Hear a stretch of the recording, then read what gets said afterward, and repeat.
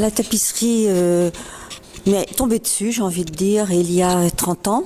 Plus de 30 ans, 35 ans, à la suite de tout un cheminement et de rencontres, j'ai découvert l'art de la lisse dans le nord de la France où je vivais à cette époque-là. J'avais fait un petit stage, j'étais venue pour un petit stage dans un atelier à Douai. J'étais venue pour 15 jours, ça m'a subjuguée, j'y suis restée 3 ans. À la suite de quoi, nous sommes venus habiter Paris pour la profession de mon mari et j'ai pu faire une formation à la manufacture des Gobelins. Donc j'ai consolidé la technique que j'avais déjà. Je me suis fait construire un métier à tisser et je me suis mise à travailler chez moi. Mais j'ai été toujours très émue, très touchée par ces vierges au manteau qu'on retrouve dans l'iconographie chrétienne du Moyen-Âge jusqu'à la Renaissance, à travers des peintures, des fresques, des enluminures. C'est toujours plein de tendresse, d'émotion. Donc j'avais depuis très longtemps ce projet de faire un grand manteau de Marie. Et cette idée de travailler sur la confiance m'a tout de suite suggéré de mettre à profit cette idée.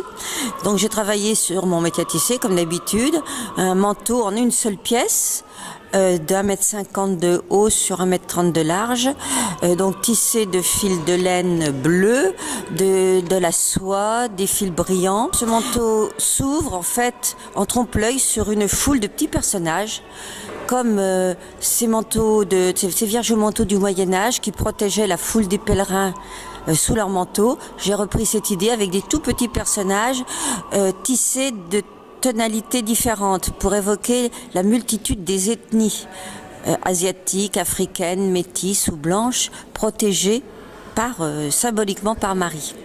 Avec en haut une étoile, puisque on appelle aussi Marie la bonne étoile.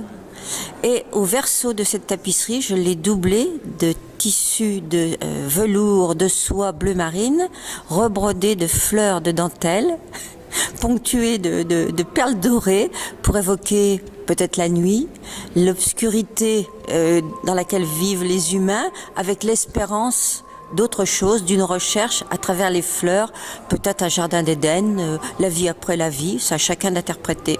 Ici, je suis ravie d'y exposer parce qu'il y a une communication entre tous les artistes. On travaille à peu près tous un peu dans le même but. L'idée de rechercher quelque chose de beau, de bon en nous et de le communiquer aux visiteurs, aux spectateurs. Et c'est ça qui m'intéresse.